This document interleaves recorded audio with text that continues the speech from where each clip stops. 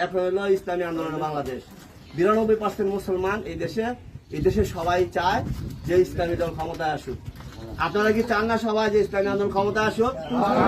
তাহলে আমরা 28 তারিখে মহাসমাবেশে যাচ্ছি, আপনারাও আসেন। আপনাদের ইনশাআল্লাহ দাওয়াত রইল। 1 নম্বর হলো প্রয়োজনীয় রাষ্ট্র সংস্কার, দ্বিতীয় হলো গণহত্যার বিচার। আচ্ছা, এই দেশে যে গণহত্যা হচ্ছে, এই গণহত্যা কি শুধু খালি ইসলামী আন্দোলনের সন্তানের শুধু গণহত্যা হয়েছে? বিএনপির হয় নাই, জামাতের হয় নাই, আওয়ামী লীগের হয় নাই, জাতীয় পার্টির হয় নাই, কৃষক থেকে দৈরা বুদ্ধিজীবী পর্যন্ত প্রত্যেকটা ফ্যামিলির মনে করেন সন্তানরা কি হয়েছে, গণহত্যা হয়েছে। গণহত্যার বিচারটাকে আপনারা চান না? আলহামদুলিল্লাহ।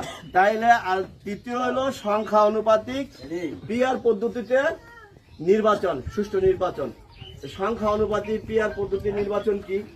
সংখ্যা অনুপাতি পিআর পদ্ধতি নির্বাচন হইল এদেশে যেই নির্বাচন কমিশনারের নিবন্ধনকৃত যে 43টা দল আছে, এই 43টা দলে 43টা মার্কা থাকবে। এই 43টা মার্কার উপর